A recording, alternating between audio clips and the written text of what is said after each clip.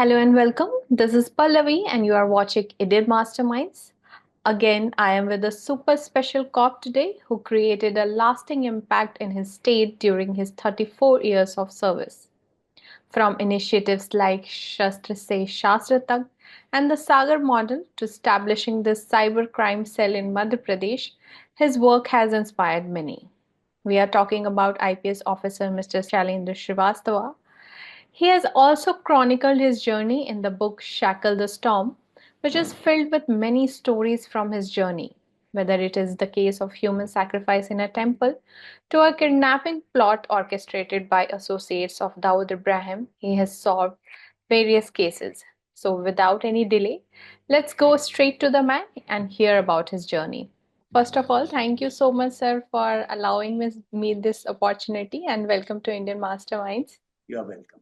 Yeah, so sir, let's go back into your journey and know what inspired you to become an IPS officer.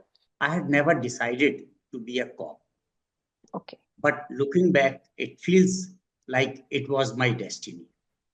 While pursuing a PhD in forest ecology in Banaras Hindu University, I was deeply inspired by Amitabh Bachchan's movie Andha Kanun, which triggered a desire to protect forests as an officer. This motivation led me to attempt the Indian Forest Service examination, which fortunately I successfully cleared. Around the same time, I was also selected for the Indian Police Service. However, initially declined the IPS offer and joined the IFS.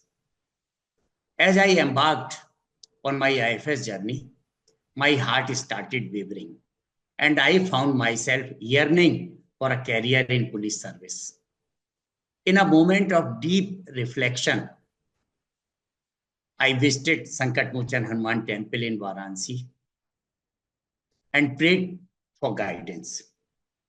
To my utter surprise, upon returning to my hostel room, I received a letter from Government of India offering me one final opportunity to join the IPS.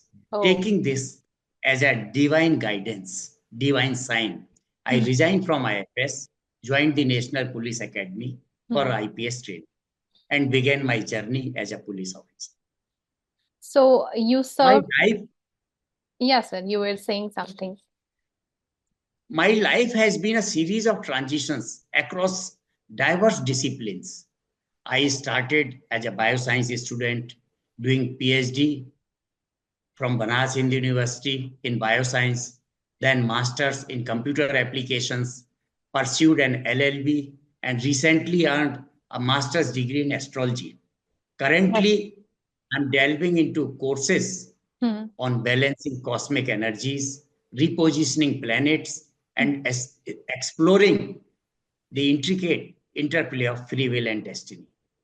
Okay. So we'll talk about that also, the astrology's influence in your life. But before that, you served for around 34 years in as an police officer. So how has your 34-year journey shaped your approach to public service? Over the course of 34 years, my journey in IPS has been a constant learning experience, shaped by empathy, discipline, and satisfaction of helping people in distress. Challenges strengthened my resilience. Success highlighted the value of teamwork. Failures taught me lessons I never repeated. Crisis taught me to focus on solving problems first and addressing accountability later. Above all, I work for people's delight, not just for their satisfaction. It has been an extremely fulfilling career in police. Okay, sir. So during your days, I think you took several initiatives, and out of them, two which caught my eyes were Shastra Se Shastra Tak and Sagar model when you were serving in Madhya Pradesh. So could you share more detail about those initiatives and how it uh, impacted promoting social welfare and justice in the state? Shaste Shastak was the brainchild of my friend Anil Jain, Okay. who was the collector when I served as SP in a Naxalite infested district, Rajnandgaon. He suggested involving police in the National Literacy Mission to foster better connectivity and trust with the people. The initiative focused on transforming individuals from a life of violence to one of education and rehabilitation. It served dual purpose. Not only it improved the image of the police, but it also enhanced our information network, providing us with a wealth of actionable inputs. Another initiative, which you call Sagar model, it was focused on community policing to deliver justice to the members of the weaker sections of the society. It aimed to challenge and reform deeply rooted social customs, such as prohibiting grooms from riding horses in the wedding processions that passed in front of powerful upper caste households, barbers refusing to provide services to certain communities, tea stalls using separate cups and glasses for customers belonging to marginalized groups. This helped in breaking down discriminatory practices in the society and building trust and creating a more inclusive and equitable society. So, sir, you are also regarded for establishing the cybercrime cell in Madhya Pradesh. So, during that time, I think it was a very new thing. So, did you face any challenge while doing that? You have also written Yes, a book on that specific subject. Yeah. establishing cybercrime cell was a groundbreaking initiative, but it came with its share of challenges. The most significant hurdle was the resistance to change within the police force itself. Many officers viewed computers as complicated and intimidating machines, fearing they might replace their roles rather than enhance their capabilities. Other challenges included a lack of infrastructure, limited technical expertise within the police force, and low public awareness about the cyber crimes. Overcoming these obstacles required a comprehensive and strategic approach. I prioritized capacity building by developing a tech-savvy workforce through rigorous training programs designed to combat cyber crimes effectively. We also launched public awareness campaigns to educate citizens about the risk of cyber crimes and how to protect themselves. To support these efforts, I authored Cybercrime CID 2000. This provided tools and techniques for cybercrime investigation while highlighting the fragility of digital evidence. Additionally, I enhanced my own technical expertise by earning a master's degree in computer applications when Information Technology Act came into force. This enabled me to lay the foundation of a robust and dynamic cybercrime cell in the state. Right. And sir, I think you served in Bhojshala also during 26, like 2006. So there a crisis emerged of simultaneous puja and namaz. So how did you resolve that? That was also a highlighting point in your career. So how was it? It was on Basant Panchami Hmm. and it was Friday. So the Bhojshala crisis in 2006 was one of the most challenging moments of my career, requiring a delicate balance of firmness and sensitivity. The Archaeological Survey of India had issued directives permitting puja and havan at the monument from sunrise to 12:30 p.m., followed by a 30-minute window for vacating the premises to facilitate namaz from 1 p.m. to 3 p.m. Afterwards, the structure was to be vacated again within half an hour to resume puja and havan until sunset. The practical difficulties of implementing these orders were staggering. How could more than 1 lakh Hindu devotees be vacated within just 30 minutes, followed by the removal of approximately 25,000 namazis in the same time frame? How could a Havan be interrupted and resumed after namaz? How could namaz be offered in front of the deity of goddess Saraswati? The situation demanded meticulous planning, extraordinary coordination, and an unwavering commitment to maintain public order and communal harmony. We prioritized open communication with the community leaders to foster trust and ensure cooperation. Round-the-clock monitoring, flag marches, and the preventive arrest of potential troublemakers. In addition to these measures, discrete contingency plans were developed to address any unforeseen developments. The tension was palpable. The stakes were enormous. Any failure could have resulted in catastrophic consequences. Communal riots, loss of lives, and a cycle of trials, inquiry, commissions, public scrutiny that could have destroyed our career or maybe rest of our lives. Recognizing the gravity of the situation, some of the officers sought excuses from duty on false pretexts, citing medical issues, personal emergencies, and even family deaths. Their absence demoralized our team. However, a few brave officers stood firm, demonstrating remarkable courage and determination in handling the crisis. Despite our best efforts, at one point, the situation spiraled out of control. The riots erupted all around the city and around the monument. Our secret plans failed, possibly due to leaks or deliberate sabotage. Media and police vehicles were attacked. Incidents of arson and stone pelting spread, and chaos loomed large. We had no choice but to resort to heavy lathi charges, tear gas shelling, firing hundreds of rounds into the air, and ultimately imposing citywide curfew to restore order.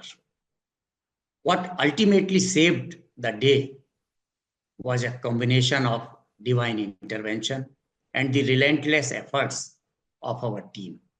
As the evening descended upon the ancient monument, we successfully complied with the Government of India instructions, avoiding any major public order breakdown.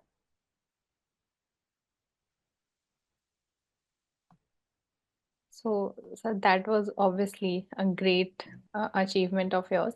Now, coming to your tenure in Sports and Youth Welfare Department, I wanted to know how it contributed, how you contributed to fostering talent and achieving milestones in Indian sports while you were in that department.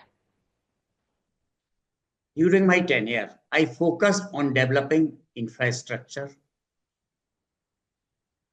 and organizing youth-centric programs and identifying grassroots talent. Our efforts were categorized into two categories: sports for entertainment and sports for excellence. In the first category, we prioritize building infrastructure and promoting a vibrant club culture to engage the community in sports and develop a sports-friendly environment. In the second category, we concentrated on identifying children with the potential to become champions, particularly from remote and tribal areas, and ensured equal opportunities for the female athlete. We brought these young talents to our sports academies, where they received specialized and customized training in their respective sports, along with education to ensure they became employable.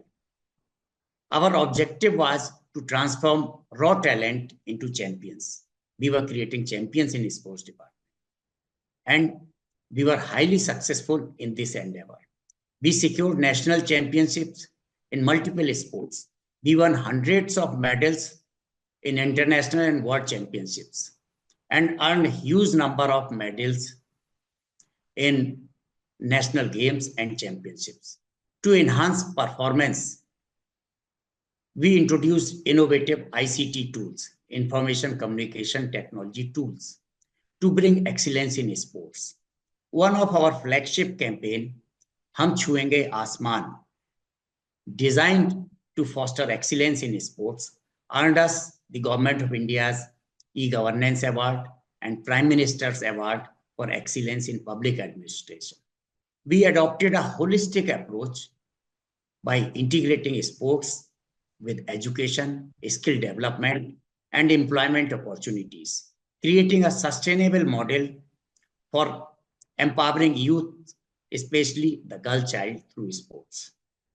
And now, sir, coming to your book, you wrote uh, your book called Shackle the Storm. It has great stories from your journey as an IPS officer. So, what motivated you to pen that book? The inspiration to pen Shackle the Storm stemmed from a conversation with my training SP, Mr. S.K. Raut, Okay. who was then the ADG Intelligence. While narrating the intense and challenging case of kidnapping in Indore by Dawood Group, he remarked that I should write a book about it. He found the story more thrilling and captivating than the plot of The Kidnapped by Robert Louis Stevenson, a celebrated classic of English literature known for its gripping narrative. Over the years, caught up in the demand of my job, I forgot his advice. However, during the COVID-19 lockdown, the wisdom of his words resurfaced and kindled my desire to share the untold stories of courage, perseverance, and emotional struggles behind law enforcement. So, was it was it to shed light on the complexities of law enforcement, or did you aim to create awareness about the human side of policing through Shackle the Storm? Yeah, this became a way to shed light on the complexities officers face, create awareness about the challenges of the policing, and inspire the younger generation by revealing the human side of this profession. Right. So you have compiled various gripping stories in that book. Is there one case that stands out to you as particularly memorable or challenging? Among many stories in my book, one case from my time as SDOP Nimach stands out as particularly haunting and unforgettable. It was a case of human sacrifice, an incident that shook me to my core and left an indelible mark on me, both as a police officer and as a human. The case initially came to us as an accidental death. However, upon investigation, we uncovered the horrifying truth. A young girl had been beheaded with a sword in front of the deity goddess Kali. The family believed that this gruesome act would not only bring the child back to life, but also grant them immense wealth and rid them of all illnesses.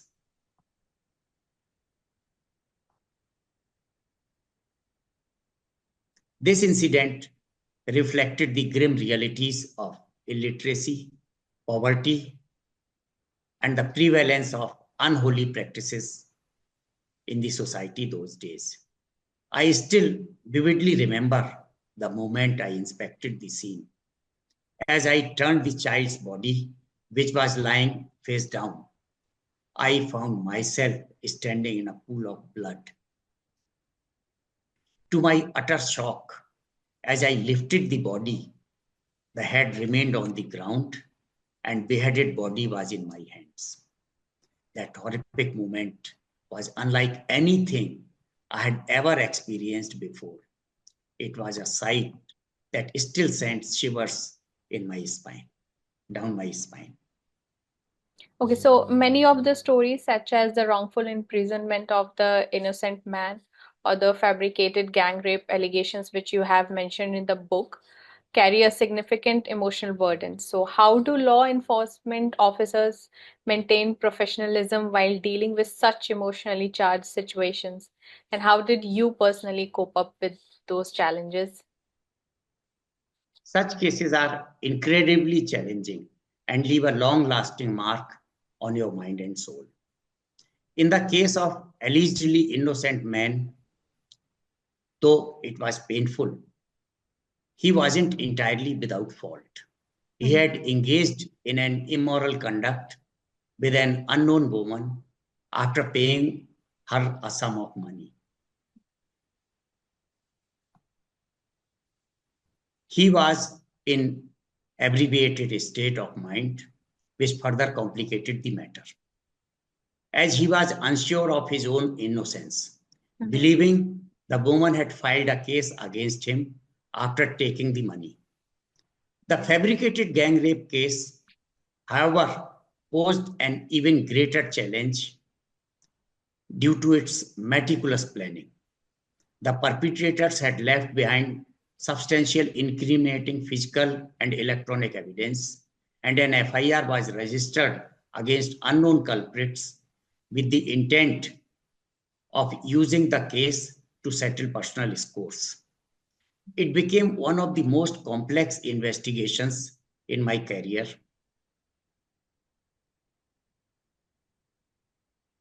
with multiple layers of deception. Personally, navigating such situations required immense resilience and inner strength. My DIG Ashok Avasthi and SP Bhopal Jaideep Prasad also faced tremendous pressure to solve the case swiftly. However, we worked in close coordination, supporting one another emotionally during these trying times. Ultimately, the fortune favored us and we were able to bring the truth to light. Right. And sir, one more case you mentioned in that book, which was the rescue of a wealthy businessman's son from a kidnapping plot orchestrated by associates of Dawood Ibrahim. It was quite a remarkable achievement. Can you share the key challenges your team faced during that high stake operation? The kidnapping for ransom, orchestrated by international gang, was an extremely challenging operation. It required rapid action, meticulous planning, and flawless execution. The urgency of the situation demanded swift coordination with national and interstate agencies Hmm. to pool resources and intelligence. A key challenge was gathering actionable intelligence on Hmm. culprits without alerting them of our efforts. This involved spreading carefully crafted misinformation to mislead the kidnappers about the direction of our investigation, ensuring they remained unaware of our progress. At the same time, maintaining the safety of the victim was paramount. This required a delicate balance between speed and caution.